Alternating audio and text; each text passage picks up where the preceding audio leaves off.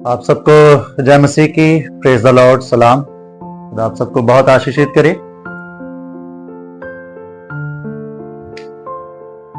There is one thing that is common. एक ऐसी चीज है जो ज्यादा समझदार और मूर्ख लोगों में सामान्य पाई जाती है। आज सुबह जब मैं और मेरी प्रिय पत्नी जब हम डिवोशन टाइम में खुदा की खिदमत में थे तो हम इसी बात पर मनन कर रहे थे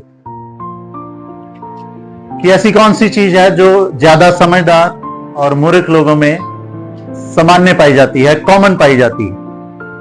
और हम लोग वचन में मनन कर रहे थे। मैं वो वचन आपके सामने पढ़ना चाहता हूं, नीति वचन उसका पहला अध्याय और उसकी 32 और 33 आयत को मैं आपके सामने पढ़ना चाहता हूं। यहां पर खुदा का कलाम कुछ इस प्रकार है, क्योंकि नादानों की बरगश्तगी उनको कत्ल करेगी और अहमकों की फारिग उलबाली उनकी हलाकत का बाइस होगी, लेकिन जो मेरी सुनता है वो महफूज होगा और आफत से निडर होकर इत्मीनान से रहेगा।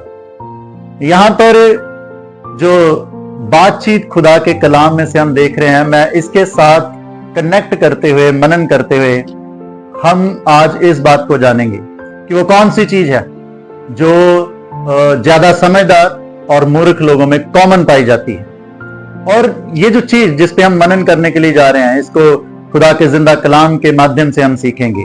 और मैं ज्यादा समय ना लेते हुए इस चीज का जवाब आपके सामने रखना चाहता हूं कि ज्यादा समझदार और मूर्ख लोगों में जो चीज कॉमन पाई जाती है वो है कि वे दोनों ही सुनना नहीं चाहते हैं। अगर आप कलाम में से पढ़ेंगे, जो हवाला आज पढ़ा गया है, इसमें कुछ इसी कदर तो बातचीत हो रही कि जो नादान यानी कि जो मूर्ख हैं, जो ना समझ है, जिनको समझ का अभाव है, वो लोग सुनने में लापरवाही करते हैं। पर जो समझदार हैं वो सुनते हैं, क्योंकि वो सुनते हैं खुदा के कलाम से और सुखी जीवन के साथ खुदा की खिदमत में भी आगे बढ़ते हैं। और इस वक्त खुदा के जिंदा कलाम में से जब हम आगे बढ़ रहे हैं तो मैं आपके सामने रखना चाहता हूं खुदा के जिंदा कलाम में से सबसे पहले कि जो लोग मूर्ख हैं उनमें कुछ ऐसे एटीट्यूड पाए जाते हैं कि जो उनको ना समझ बनाते हैं। और पर्टिकुलर जो जिस बात पे आज हम गौर तलब कर रहे हैं कि मूर्ख लोग सुनते नहीं है। और वो क्यों नहीं सुनते हैं? जब हम कलाम पे गौर तलब करते हैं, नीति वचन और उसका 15 अध्याय अगरची आप पढ़ेंगे, उसकी 5 आयत से लेकर के लगातार 12वीं आयत तक पढ़ेंगे, स्पेसिफिकली 5वीं और 12वीं आयत पर जब आप मनन करेंगे तो वहां पर इनका कुछ रवैया दिखता है। और वो रवैया इनका कैसा होता है कि मूर्ख लोगों को अच्छी बातें सुनना ही नहीं अच्छा लगता। वो इसलिए नहीं सुनना चाहते, उनको अच्छी बातें पसंद ही नहीं आती, उनको अच्छी बातें हम ये भी कह सकते हैं कि पचती ही नहीं है, उनको अच्छा सुनना ही अच्छा नहीं लगता है। दूसरा एटीट्यूड, क्योंकि वो अपनी समझ में, अपने आप में बुद्धिमान होते हैं, उन्हें लगता है कि हम बुद्धिमान, हम किसी की क्यों सुने। ये उनका दूसरा जो रवैया और दूसरा जो एटीट्यूड होता है। और तीसरा रवैया जो एटीट्यूड जो आज हमने कलाम के माध्यम से पढ़ा है, नीति वचन पहला अध्याय उसकी 32 और 33 आयत के माध्यम से हम सीखते हैं कि वे लापरवाह होते हैं, वे अवॉइड करते हैं चीजों को, सुनने के बाद भी, जानने के बाद भी वो लापरवाही करते हैं। और अभी मैं आप लोगों के सामने, क्योंकि आज का जो सवाल बड़ा ही रोचक सवाल मुझे भी लगा और बड़ा ही रोचक जो इस बात पर मनन करना भी बड़ा रोचक है कि ज्यादा समझदार और मूर्खों में एक ही बात समान पाई जाती है, एक ही बात सामान्य पाई जाती है, और वो ये कि वो दोनों ही सुनना चाहते हैं। अब मैं बातचीत करने जा रहा हूं बाइबल में से कुछ ऐसे लोगों की जिनके कैरेक्टर से हमें पता चलता है कि वो समझदार हैं, पर उन्होंने भी कुछ ऐसी बातें करी कि उन्होंने नहीं सुना, और जब नहीं सुना तो उनकी समझदारी भी बराबर आ गई मूर्ख लोगों की। उम्मीद करूंगा हम बड़े ध्यान से सुनेंगे। और सबसे पहले मैं आपके सामने जिस बशीर का जिक्र आपके सामने रखना चाहता हूं, उसको हम जानते हैं नामान के नाम से, जिसका जिक्र के खुदा के कलाम में है, दूसरा राजा और उसका 5वें अध्याय। देखिए, ये एक ऐसा बशर है नामान जिसके बारे में लिखा गया है कि अराम के राजा का ये सेनापति था और ये योद्धा था, और इसके लिए एक बहुत ही अच्छी बात लिखी गई है, वो ये कि यहोवा परमेश्वर ने नामान के सबब अराम के राजा को जीत हासिल दी थी।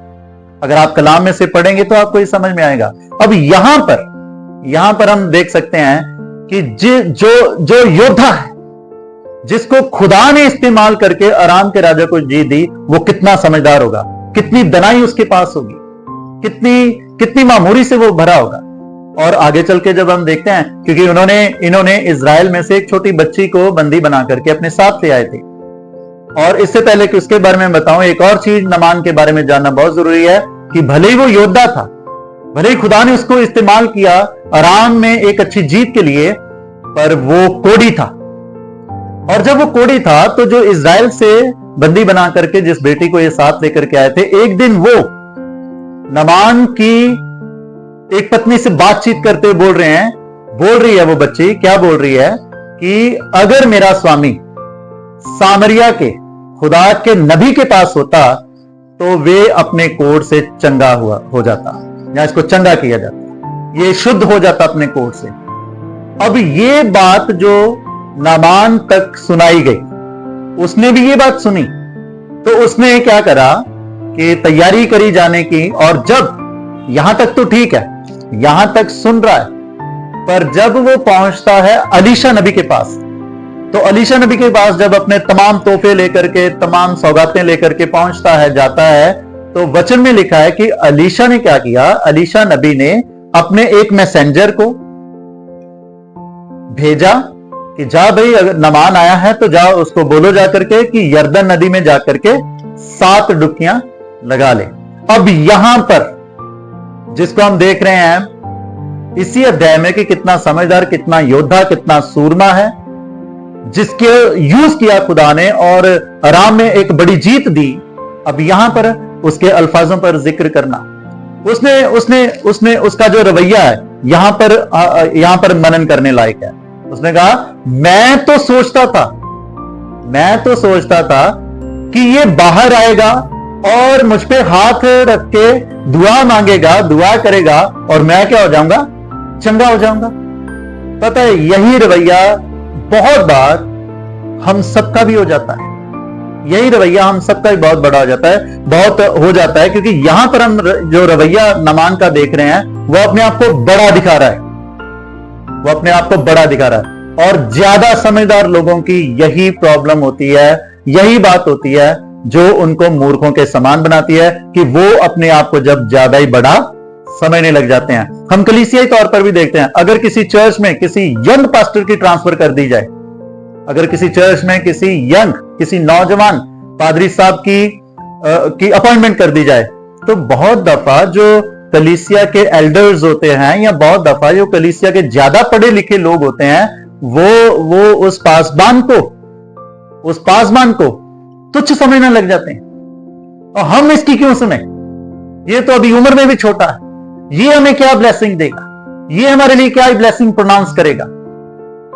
गौर कीजिएगा मेरे अजीज, ज्यादा समझदार होकर के कई बार हमारा भी ऐसा रवैया तो नहीं। अगर हमारा ऐसा रवैया है तो मुझे माफ कीजिएगा, हम भी शायद कहीं ना कहीं फिर मूर्खों के सामान्य आ जाते हैं। और दूसरी चीज जो मैं गौर तलब कर रहा था नामान के जीवन में से, कि भले ही वो समझदार, एक योद्धा, एक सूरमा व्यक्ति है, पर उसमें एक और एटीट्यूड में यहां पर जो फील कर रहा था, वो ये फील कर रहा था कि जब चीजें उसके मुताबिक नहीं हो रही हैं, जब चीजें जैसे वो चाह रहा है कि वैसे हो, नहीं हो रही हैं, और मूर्ख लोग भी तो ऐसा ही व्यवहार करते हैं, जब चीजें उनके मुताबिक नहीं होते हैं तो वो मूर्खता भरा जो है व्यवहार करते हैं। मेरे अजीजों, हम देख सकते हैं, हम पा सकते हैं यहां पर, हम भले ही कितना भी पढ़े लिखे हैं, हम भले ही कितनी भी नॉलेज क्यों नहीं गेन रखते हैं, हम भले क्यों नहीं किसी एक अच्छे रुतबे पर हैं, बट द मोमेंट अगर किसी भी तरीके से हमारा रवैया कुछ ऐसा हो जाता है, मेरी तो घर में ये बात नहीं मानी जा रही, मेरी चर्च में ये बात नहीं मानी जा रही, तो हम अगर पंगेबाजी करनी शुरू कर देते हैं, तो मुझे माफ कीजिएगा मेरे अजीजों, कई बार हम भी फिर समझदार होते होते मूर्खों की मानंद हो जाते हैं। अब मैं दूसरी तरफ आपका एक और एग्जाम्पल की तरफ आपका ध्यान जो है वो केंद्रित करना चाहता हूं। पहले शमूएल में इसका जिक्र 9वें अध्याय में जब हम पढ़ते हैं 9th चैप्टर में राजा शाऊल की बातचीत हुई। अभी वो राजा नहीं है, 9th चैप्टर में वो राजा नहीं है। 9th चैप्टर में जस्ट उसकी डिस्क्रिप्शन बताई गई है और उसके जीवन के कुछ जानकारी जो है वो दी गई। हम देखते हैं कि राजा शाऊल के बारे में बताया गया कि वो पूरी इजराइल कौम में जितने भी इजराइल कौम में थे उसके जैसा कोई भी नहीं था, उसके जैसा सुंदर कोई नहीं था। वो सबसे ऊंचा, लंबा और जवान था, नौजवान था। ऐसी डिस्क्रिप्शन हम पाते हैं। और जिसके बारे में ऐसा लिखा है कि पूरे इजराइल में उसके जैसा सुंदर कोई नहीं था, तो हम जान सकते हैं कि कैसी मामूली से वो ब्लेस्ड होगा। और जिस इंसान को खुदा ने, क्योंकि वो पहला राजा हुआ है इजराइल कौम का, जिस इंसान को खुदा ने राजा होने के लिए, अपनी कौम का राजा होने के लिए नियत किया है, उसके साथ तो खुदा का जलाल है। अब यहां पर जब हम इस स्टोरी में आगे बढ़ते हैं तो यहां पर क्या देखते हैं कि शाऊल के पिता ने शाऊल को कहा कि भाई हमारी गधियां कुछ खो गई हैं, जा तू अपने एक नौकर को लेकर के जा साथ और ढूंढ के आ। तो ये अपने पिता की आज्ञा मानता है और अपने नौकर के साथ चला जाता है। तो कुछ देर बाद जब इनकी गधियां नहीं मिलती तो ये अपने नौकर को कहता है कि भाई ऐसा ना हो कि मतलब मेरा पिता जो है वो गधियों की चिंता छोड़ करके हमारी चिंता करे, चल हम वापस चले। पर वहां पर इसके नौकर ने एक बात कही कि यहां पर खुदा का एक नबी है, हम उसके पास जाएंगे और वो जो हमें बताएगा हमें हमारी गधियां मिल जाएंगी। we will be getting blessing, हमें आशीष मिल जाएगी हम जब उसके पास जाएंगे। और 10 आयत में हम जब देखते हैं 9वें अध्याय में 10वीं आयत में बहुत ही खूब पाते हैं शाऊल का रिस्पांस। शाऊल कहता है कि ये तो बड़ी अच्छी बात है, चलो चले। तो फिर वो जाते हैं। यहां तक तो ठीक है, समझदारी। और इसके बाद के जब अध्याय हम पढ़ते हैं, शाऊल जो है शमूएल नबी द्वारा मसा किया जाता है और वो राजा नियत किया जाता है। पर जब 13 अध्याय पढ़ते हैं तो 13 अध्याय से पहले भी और 13 अध्याय में शाऊल जो है शमूएल के द्वारा गाइड किया जाता है कि भाई तुम गिलगाल में ठहरे रहना जब तक मैं ना आऊं। पर जब हम 13 अध्याय उसकी 8वीं से 10वीं आयत तक पढ़ते हैं तो यहां पर कुछ होता है। यहां पर क्या होता है कि शाऊल जो है वो अपने खुद से, क्योंकि शमूएल को थोड़ा टाइम लग जाता है आने में, तो शाऊल खुद से ही होम बलियों की जो भेंटें हैं वो चढ़ा देता है। जो काम खुदा के नबी का था, जो काम खुदा के चुने हुओं का था, जो काम खुदा के प्रीस्ट लोगों का था, वो इसने कर दिया। अब जैसे ही होम बलियां चढ़ा के हटा है तो वैसे शमूएल भी आ गया। तो शमूएल ने पूछा कि ये सब क्या चल रहा है? तो इसने ये नहीं माना कि मैं अपनी गलती मान लूं। पता है मूर्ख लोग भी अपनी गलती नहीं मानते हैं। और जब बंदा ज्यादा ही कुछ समझदार हो जाता है ना, तो वो भी फिर अपनी गलतियों को ढांपने की कोशिश करता है, वो सुनता नहीं है। वो क्या कर रहा, तो इसने भी क्या करा, शाऊल ने अपनी गलतियों को ढांपने की कोशिश कर रहा है। कैसे? एक्सप्लेन कर रहा है, अपने आप को जस्टिफाई कर रहा है कि देख भाई फिलिस्ती जो थे वो मुझ पे आक्रमण करने वाले थे और जो इजरायली लोग थे वो भी इधर उधर भाग रहे थे, तो मैंने फिर ये कर दिया। आपको पता है क्या रिस्पांस था वहां पर? शमूएल ने, जब आप 13 अध्याय की 13वीं आयत पढ़ेंगे तो पता है शमूएल नबी ने शाऊल को क्या कहा? शाऊल को कहा तूने मूर्खताई की कि तूने वो बात पर ध्यान नहीं दिया जो बात खुदा ने तुझे करने के लिए कही थी। जो बातें खुदा ने मुझे और आपको करने के लिए जब खुदा कहता है, और उन बातों पर को जब हम लापरवाही से लेते हैं, नाफरमानी करते हैं, मेरे अजीजों हम भी मूर्खों की तरह व्यवहार करते हैं। मेरे अजीजों ये तो थी कुछ बिब्लिकल एग्जाम्पल्स, और ऐसी और भी बहुत सारी बिब्लिकल एग्जाम्पल्स हैं जहां पर खुदा के भी कुछ ऐसे बशर हुए हैं जो समझदार होते हुए भी जिन्होंने नादानियां करी, मूर्खों की तरह बिहेव किया। मैं उम्मीद करता हूं कि नामान कोड़ी के सबब जो बातें हमने सीखी हैं और शाऊल के सबब जो बातें हमने सीखी हैं, हम अपने आप को भी आज एक लाइन पर देख सकते हैं कि भले आज हमारे पास एक अच्छी एजुकेशन, हम एक अच्छे समाज से बिलोंग करते हैं, हम एक खुद से अच्छा समाज, अच्छी अच्छी बातें सीखते हैं। हमारे बच्चों पर खुदा की इतनी रहमत है कि वे अच्छे अच्छे स्कूल में पढ़ रहे हैं, अच्छी अच्छी नॉलेज गेन कर रहे हैं। पर अगरचे ऐसे कुछ बिहेवियर पाए जाते हैं जो आज हमने खुदा के कलाम में से देखे हैं, तो हम गौर कर सकते हैं कि हम कहां पर हैं। और लास्ट में मैं बस एक ही बात कह करके खुदा के कलाम को खुदा के हाथों में देना चाहता हूं। आप जब खुदा के कलाम के मुतालिक आगे बढ़ते हुए याकूब का खत जब 1 अध्याय उसकी 19 आयत को पढ़ेंगे, तो वहां पर बहुत ही बेहतरीन खुदा का कलाम मुझे और आपको सिखाता है। वहां पर हम सीखते हैं कि हर कोई सुनने में तत्पर और बोलने में धीमा हो। हम समझदार बने। आज अगर हमारे जीवन के साथ रिलेटेड हमारे जीवन को कुछ छिदने वाली बातें खुदा के कलाम से अगर हमारे लिए आती हैं, तो भाई हम उनको सुने, इसलिए क्योंकि वो हमें अच्छा इंसान बनाने के लिए। खुदा का कलाम हमें बेइज्जत नहीं करता है। खुदा का कलाम हमें उसकी नजदीकी में और आगे बढ़ने के लिए हमें इनकरेज करता है। और अगरचे हम कुछ ज्यादा ही समझदार होकर के इसको अपनी बेइज्जती के रूप में लेंगे, तो नुकसान किसका है? हम गौर कर सकते हैं मेरे। आज हम देखें खुदा का कलाम हमें क्या सिखा रहा है। मूर्ख और ज्यादा समझदार लोगों में एक ही बात कॉमन पाई जाती है, और वो ये कि वो दोनों सुनना ही नहीं चाहते। आज मैं और आप, हम अपनी जिंदगियों में देखें मेरे अजीजों कि क्या हम ऐसे तो नहीं। मैं फिर से एक बार नमान के उस एग्जाम्पल को आपके सामने रखना चाहता हूं। भले उसने अलीशा के उस मैसेज को नहीं सुना, पर मैं शुक्रगुजार रहता हूं नमान के उस नौकर का, जिसने नमान को बताया कि हे नमान, अगर कोई और बड़ी बात तुझे बोल दी जाती तो वो भी तो तू करता। तो ये क्या छोटा सा तो काम है। और थैंक गॉड कि नमान ने अपने नौकर की उस बात को सुना, और जब सुना तो उसने ब्लेसिंग भी पाई। आज हम जो खुदा के खादिम लोग हैं, खुदा के सेवक लोग हैं, कलीसिया और तमाम अजीजों की बेहतरी के लिए खुदा के कलाम से आपसे बातचीत करते हैं, ताकि हम भी जैसे नमान ने बात सुनी, जब बात सुन ली तो अपने कोर्ट से आजाद हुआ। शाऊल ने बात नहीं सुनी और उससे राज्य ले लिया। मेरे अजीजों, आज हमारे साथ कुछ ऐसा ना हो। खुदा की बातें सुने, और खुदा के बंदे जो खुदा के कलाम में से हमसे बातचीत करते हैं, हमारे जीवन को खुदा की नजदीकी में बढ़ाने की बातें हमें बताते हैं, हम उनको लाइटली ना लें, लापरवाही ना करें, बल्कि उनको अपने जीवन का हिस्सा बनाएं और खुदा की ब्लेसिंग को रिसीव करें। प्रभु अपने जिंदा कलाम से हम सबको बहुत आशीष और बरकत दे। आमीन। आइए, ये समय होगा कि अब हम दुआ में जाएंगे।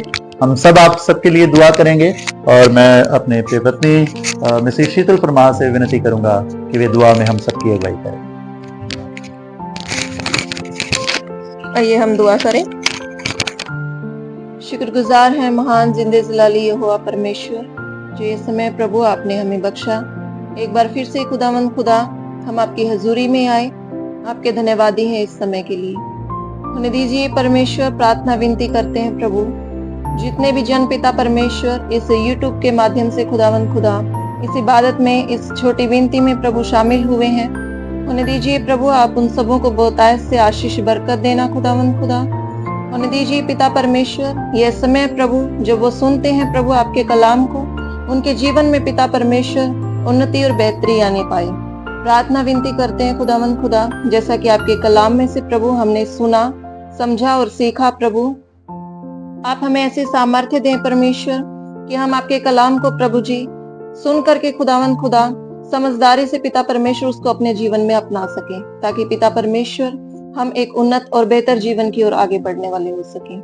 धन्यवाद के साथ सब बातों को आपके हाथों में समर्पित करते हैं, और इस विनती को हमारे प्रभु यीशु मसीह के नाम से होकर मांग लेते हैं। आमीन।